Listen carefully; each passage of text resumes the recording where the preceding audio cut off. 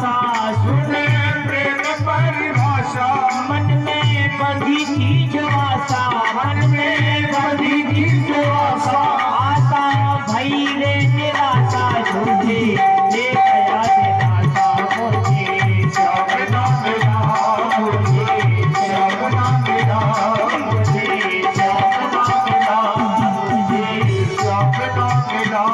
सुने राधिका दुलारी, सुने राधिका दुलारी, मैं हूँ द्वारिका भिखारी, मैं हूँ द्वारिका भिखारी, मेरे श्याम का पुजारी, ये मेरा है हमारी, मुझे श्याम ना मिला मुझे, श्याम ना मिला मुझे, श्याम ना मिला। बोलिए बाजे बिहारी लाल मधुर मधुर ताली बजाते हुए।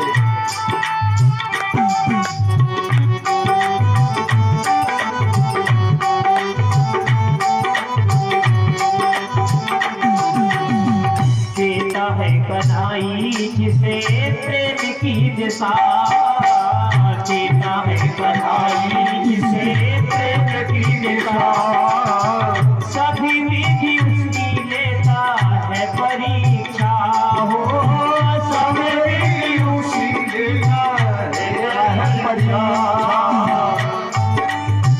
और कभी निकट बुलाए, कभी निकट बुलाए, कभी चूड़ियां बनाए, कभी चूड़ियां बनाए, कभी हंसाए रुलाए, चलिया हाथ नहीं आए मुझे, श्याम ना मिला मुझे, श्याम ना मिला मुझे, श्याम ना मिला मुझे, श्याम ना मिला।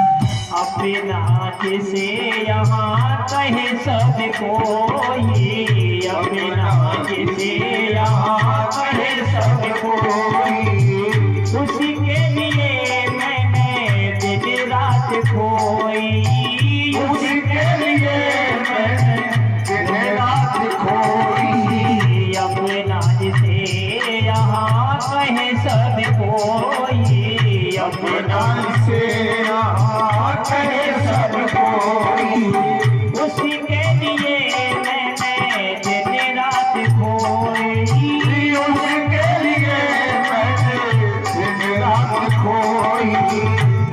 नेह दुनिया से तोड़ा, नेह दुनिया से तोड़ा, नाता सावरे से जोड़ा, नाता सावरे से जोड़ा, उसने कहीं का न जोड़ा मुझे, कहीं का न जोड़ा मुझे, श्याम ना मिला मुझे, श्याम ना मिला मुझे, श्याम ना मिला मुझे, श्याम ना मिला। सुने राधिका दुलारी, सुने राधिका दुलारी, मैं हूँ द्वारिका भिखारी, मैं हूँ द्वारिका भिखारी, मेरे श्याम का पुजारी, ये मेरा है हमारी, मुझे श्याम ना मिला मुझे, श्याम ना मिला मुझे, श्याम ना मिला मुझे, श्याम ना मिला मुझे, श्याम ना मिला मुझे, श्याम ना मिला मुझे, श्याम ना मिला। प्रेम से बोलिए गोविंद भगवान की जय। अभी जो चरित्र इसके पूर्व हमने आपसे निवेदित किया, जिसमें उषा और अनिरुद्ध के विवाह का प्रसंग है। जो ये कथा सुनता है उसको लाभ क्या मिलता है? उषा और अनिरुद्ध के चरित्र के प्रसंग का लाभ, फलाश्रुति क्या फल मिलता है, ये व्यास भगवान बताते हैं और कहते हैं। च एवं कृष्णे विजयम शंकरेण चा सुयुक्तम। शंकर के समेत कृष्ण की विजय का ये चरित्र जो सुनता है, माने सरल उषा और अनिरुद्ध के चरित्र में ही भगवान शिव और भगवान कृष्ण का स्मरण होता है। और जो ये कथा सुनता है, प्रातः काल उठ के स्मरण करता है, न तस्य स्यात् पराजय, न माने नहीं, तस् माने उसकी, स्यात् माने होती है, पराजय माने पराजय। वो कभी पराजित नहीं होता। ये इस चरित्र का फल बता। इसके बाद श्री सुखदेव जी कहते, राजन एकदोपवनम राजन जगमु यदु कुमार का। ये यदुवंशी एक उपवन में एक दिन गए। जामवती का पुत्र सांब, प्रद्युम्न जी महाराज रुक्मिणी के बेटे, सांब गदाकृत और प्रद्युम्न प्रादुम्न भगवान के ये बालक एक साथ एक उपवन में गए और आपस में क्रीड़ा करने लगे, खेलने लगे। क्रीडित्वा सुचिरम तत्र, बड़ी देर तक उस उपवन में इन सब बालकों ने आपस में क्रीड़ा की, खेल किया। लेकिन जब प्यास लगी तो बगीचे में एक कूप के पास, कुएं के पास ये सब बच्चे गए। कुएं में झांक के देखा तो जल तो नहीं दिखाई पड़ा, लेकिन परीक्षित जी एक विचित्र जीव दिखाई पड़ा, एक गिरगिट दिखाई पड़ा। भगवान के समस्त पुत्रों ने इस गिरगिट को कुएं के बाहर निकालने का पूरा प्रयास किया, लेकिन किसी से ये निकला नहीं। गिरगिट कहाँ है? कुएं में। अब जामवती का पुत्र सांब बड़ा बलवान, इसने 6 महारथियों से अकेले युद्ध किया, लेकिन उस गिरगिट को निकालने में लगा रहा, लेकिन वो गिरगिट कुएं से नहीं निकला। प्रद्युम्न जी ने प्रयास किया, लेकिन नहीं। एक साथ सबने ताकत लगाई कि आओ भैया एक साथ निकालें, लेकिन फिर भी नहीं निकला। तो भगवान के ये सब पुत्र भगवान के पास द्वारिका में आए, चरणों में प्रणाम किया और कहा, पिताजी एक उपवन में एक कुएं में एक विचित्र जीव पड़ा है, मैंने आज तक इस आकार का जीव नहीं देखा और मैंने उसको निकालने का प्रयास भी किया, लेकिन वो बाहर नहीं निकला। भगवान बालकों के साथ में गए और जैसे ही ठाकुर जी ने उपवन में प्रवेश किया, बगीचे में, तो ये सब बालक बोले, पिताजी इधर आइए। तो भगवान केवल पुत्रों के पिता नहीं है, ये तो जगत पिता भी है। तो कन्हैया गए, द्वारकाधीश भगवान गए, और जैसे ही हाथ डाल के उस जीव को स्पर्श भर किया, निकालना तो दूर की बात, जैसे ही भगवान ने पकड़ा तो परीक्षित जी वो स्वयं निकल करके कूप के बाहर और देवताओं के आकृति के रूप में बदल करके खड़ा हो गया। प्रेम से बोलो राधे। देखिए, विश्राम दिवस की कथा है, रोज आपने बड़ी तन्मयता से, और यही कथा का समय, कथा भले हुई हो 3 बजे से, लेकिन श्रोताओं ने सुनी है 2 ही घंटे, 5 बजे से और 7 बजे।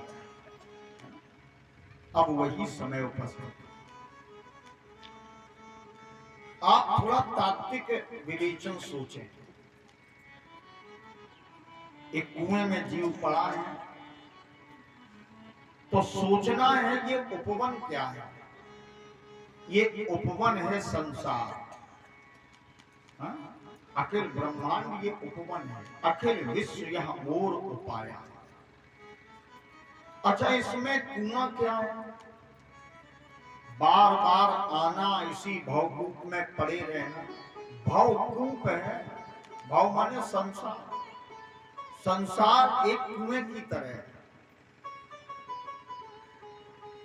और इस भवकूप से बलवान भगवान के पुत्र भी जीव को नहीं निकाल सकते। सभी बच्चे मिलके निकाल रहे थे, लेकिन नहीं निकला, और भगवान ने थोड़ा सा निकालने का प्रयास किया तो भगवान के हाथ के स्पर्श करते ही वो निकल करके बाहर आ गया। भवकूप में पड़े हुए जीव को संसार में कोई नहीं निकाल सकता, केवल एक ही शक्ति निकाल सकती है, एक ही परम तत्व निकाल सकता है। वो कौन है? परमात्मा। कि कोई निकाल सकता है? ये कथा का जो तत्व है, गर्त है, इसको जरूर पकड़िए। आजकल तो न जाने कितने संप्रदाय चले, बोले आंखें बंद करो, काला काला जो दिखाई पड़ रहा है यही निराकार ब्रह्म है। तो ये सब संप्रदाय ये निकालने वाले नहीं है, ये और डालने वाले। मानस के रचनाकार गोस्वामी तुलसीदास जी कहते, यह चरित जे गावई हरिपद पावई ते न परहि भवकूपा।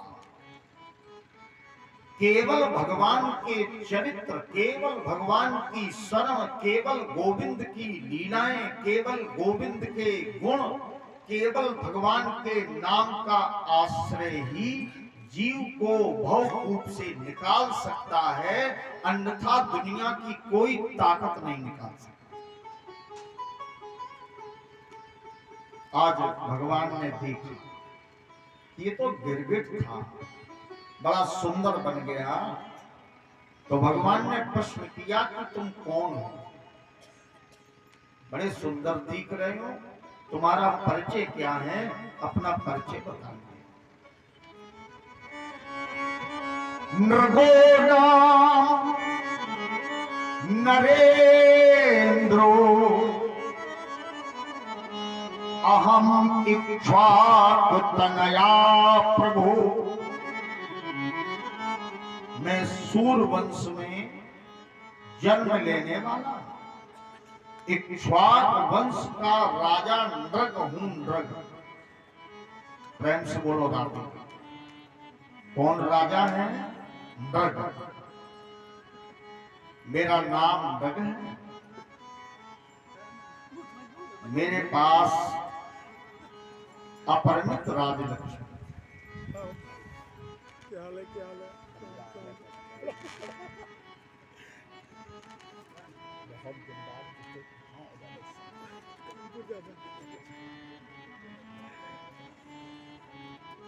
बोलिए गोविंद भगवान की जय।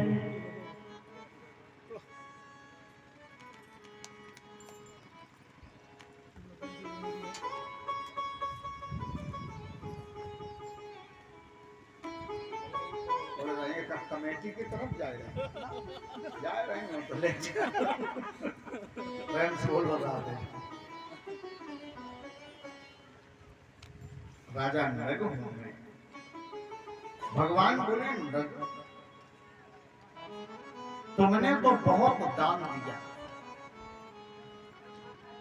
अपरिमित दान दिया, लेकिन इसके बाद भी तुम्हें गिरगिट की योनि क्यों मिली? तुम गिरगिट क्यों बने? ये प्रश्न किया। तो आज राजा नरक बोला कि महाराज यही तो हमें पता नहीं, बहुत दान करने वाला, गायों का दान देने वाला, और मैं गिरगिट की योनि में आ गया। भगवान बोले तो तुमने वो गायें दान में दी होंगी जो दूध नहीं देती होंगी। प्राय लोग करते हैं कि या गैया दूध नहीं दे तो ले, जब गऊ दान हो जाए और पंडित जी को दे दे, सो चारा खरीद खरीद खपा। राजा नरक मना करता है। भगवान बोले तो मारने वाली गाय का दान दिया होगा। अब आप ये समझ लें कि दान किस किस गाय का नहीं दिया गया। गऊ दूध न देती हो तब दान न करो, है ना? नहीं, वो दान का कोई फल नहीं। रूपवान गाय नहीं हो, जैसे एक सींग टूट जाए तो उस गाय का दान नहीं करना चाहिए। अच्छा, मारने वाली गाय का भी दान नहीं करना चाहिए। प्राय आज के युग में लोग कर देते, गाय ज्यादा मारा तो बोले पंडित जी को दे दे, दानो हो जाए और पंडितों निपट जाए। कैसी गाय को? ऐसी गाय का दान? भगवान प्रश्न कर रहे हैं, राजा नग उत्तर देता है। जरा श्रवण करें। अब राजा नग बोला, जब भगवान पूरी बात कह चुके। पयस्वनी तरुणी, देखो बूढ़ी गाय का भी दान कभी मत करना। फिर प्राय लोग सोचते हैं कि हमने इतना सब कुछ किया लेकिन संकट क्यों आया? भाई, धर्म के न्याय के विपरीत यदि काम करोगे तो वो दान भी तो कहीं न कहीं हमारे पतन का कारण बनेगा। क्योंकि दान देने में जो भावना होनी चाहिए वो भावना नहीं आई। तो सुखदेव जी परीक्षित जी को समझाने लगे। पयस्वनी तरुणी शील रूपा, गुणोपपन्ना कपिला है मुसृंगी। पयस्वनी, दूध देने वाली गायों का मैंने दान दिया। बड़ी रूपवान शीलवान गायों का दान दिया। हे मुसृंगी, सोने के सींग मड़वा करके मैंने दान दिया है। भगवान बोले तो हमें लगता है कि बिना झूल डाले ही दान कर दिया होगा। प्रेम से बोलो राधे। झूल नहीं डाली हो। राजा नग कहता है, दुकूल माला भरणा, दुकूल सुंदर वस्त्र, रेशमी झूले डाली उनके और सुंदर मालाएं पहनाई, सुंदर घरों में रजत चांदी मड़वा करके, चांदी से घरों को मड़वा करके मैंने दान दिया। सामान्य दानी नहीं, और व्रत नियम के अनुसार मैंने दान दिया। भगवान बोले तो फिर तुम गिरगिट की योनि में क्यों चले? ऐसा तो नहीं कि कहीं 2 नंबर वाला आ गया हो, अधर्म वाला, उससे दान कर दिया। तो राजा नग कहता ना, न्यायार्जितम, न्याय से अर्जित जो धन है, मेहनत का जो धन है, उसका मैंने दान दिया। देखो, जो आपने मेहनत से एकत्र नहीं किया, कहीं से मिल गया और मिलाए का दान कर दिया, तो वो दान भी फिर मिट्टी ही में मिल गई। प्रेम से बोलो राधे। जैसे शास्त्र का नियम है कि बेटे के विवाह में दान में आए हुए बर्तन कभी भी अपनी बेटी के विवाह में नहीं देने चाहिए। दान का दान थोड़ी होता है, वो तो आपको दान मिला और आपने उठा के वो दान दे दिया, तो दान नहीं हुआ, वो तो संकल्प पहले ही हो गया है? हाँ, इस उद्देश्य से भी परीक्षित जी ये बात बिल्कुल न्यायोचित है। इस उद्देश्य से भी कि मान लो बहू कहेगी कि हमारे ही बर्तन दे दिए, तो ये उद्देश्य भी मानना ठीक है। कहीं ना कहीं शास्त्रों का ये चिंतन, ये निरूपण, ये अन्वेषण, ये खोज समीचीन है। दान नहीं करना, अपनी गाढ़ी कमाई का दान करना चाहिए, और जो वस्तु अपने उपयोग की न हो उसका भी दान नहीं करना चाहिए। प्रेम से बोलो राधे राधे। और एक बात हम आपसे कहें, हमने एक दिन ये बात कही थी कि जो दान कहीं न हो सो भागवत पे हो जाए, फटा से फटा रुपया चले। और हमने एक दिन कहा, ठीक दूसरे दिन, क्यों राम जी, 50 का एक नोट आ गया ऐसे, वो कहीं चला नहीं होगा, चलते चलते वो हड़ गया होगा नोट। तो उसने रात्रि में सपना दिया जिसके पास था जेब में कि कल भागवत पे चढ़ाया ना तो कोई सज्जन चढ़ा गए हैं। जो वस्तु उपयोग के योग्य ना हो उसका दान नहीं करना चाहिए। भगवान बोले ऐसे किया होगा। राजा नग बोला नहीं। अब जरा राजा नग की बात सुने। आकाश से बरसने वाले जल के पानी की बूंदों को, है ना, पानी की बूंदों को गिन सकते, नक्षत्रों को, तारों को कोई गिन सकता है, धूल के कणों को कोई गिन सकता है, लेकिन मैंने कितनी गायों का दान दिया महाराज, इसकी कोई गणना नहीं। भगवान बोले तो फिर गिरगिट की योनि में क्यों गए? तब राजा नग ने एक कथा सुना। बोला मैं दान देता था, एक समय की बात कि मेरे यहां दान लेने वाले 2 ब्राह्मण प्रातः काल आ गए। 2 ब्राह्मण। मैंने एक ब्राह्मण को गायों का झुंड दान में देने का संकल्प कर दिया। प्रेम से बोलो ना, ठीक है।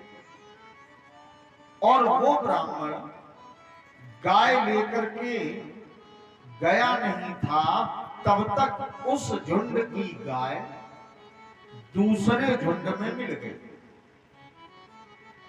तो दूसरे ब्राह्मण देवता आ गए। मैंने उन ब्राह्मण देवता को उस गाय का दान कर दिया। मैंने दूसरा झुंड जब गाय का दिया तो एक गाय के दान का संकल्प दोनों ब्राह्मणों को हो गया। वो ब्राह्मण जब अपनी अपनी गाय लेकर के चले तो पहले वाले ब्राह्मण ने कहा कि मेरी एक गाय कम है।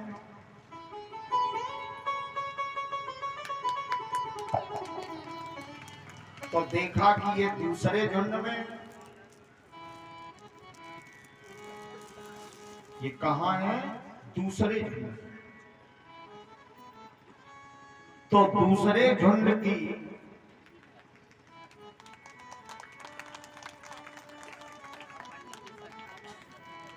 फ्रेंड्स बोलो राधे।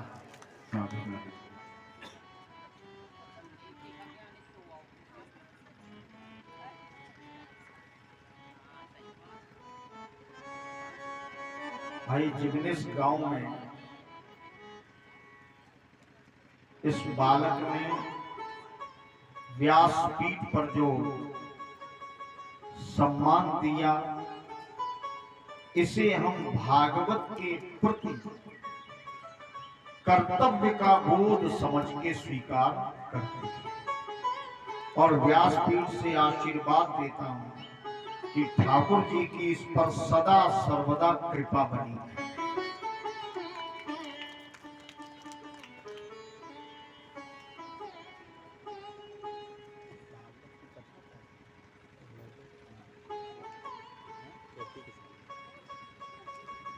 प्रेम से बोलो ना। राजा नग कहता है कि महाराज एक गाय का संकल्प दो ब्राह्मणों को हुआ, तो दोनों ब्राह्मण अपना दान छोड़ करके और चले गए। यद्यपि हमने प्रयास किया कि समस्या सुलझ जाए, पहले वाले ब्राह्मण से हमने ये कहा कि भैया इस गाय के बदले में तुम और दूसरी गाय ले। लेकिन ब्राह्मण देवता बोले गाय लेंगे तो वही लेंगे। पर दूसरे से राजा कहता मैंने प्रार्थना की और कहा इस गाय के बदले में तुम 1000 गाय ले लो, 10,000 गाय ले लो।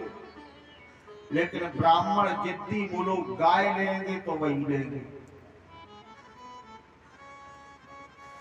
तो मैं कोई निर्णय नहीं कर सकता। अब पहले वाले ब्राह्मण ने कहा कि ये गाय मुझको दी, तो राजा नग ने सिर हिलाया।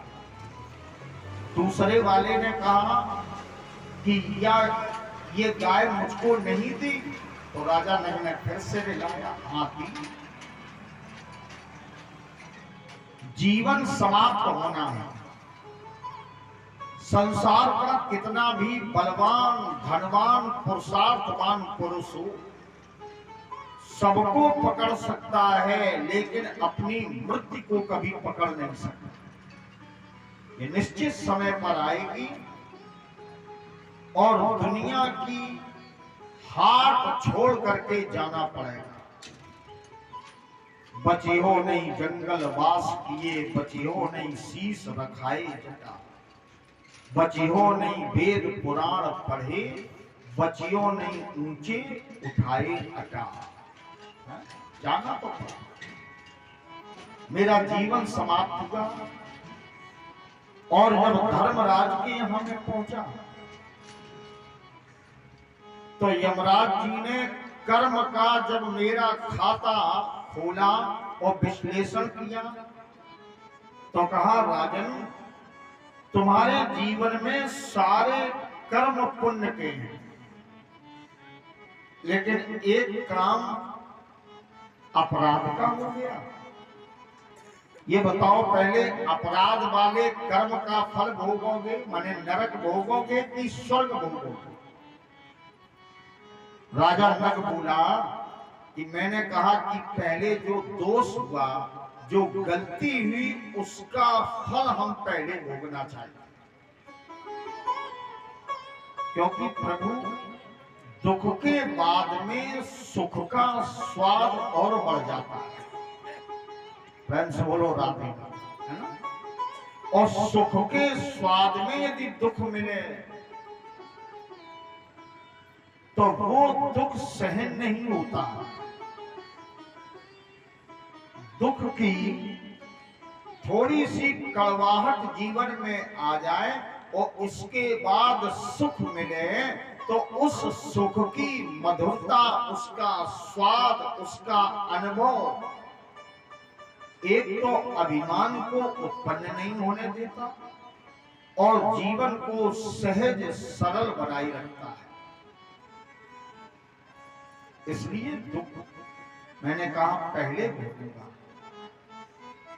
तो मैं वही जीवन अपने किए गए गलत कर्म के अनुसार मुझे गिरगिट की योनि में आना पड़ा। प्रभु तुम्हारी कृपा से आज मेरा उद्धार हुआ।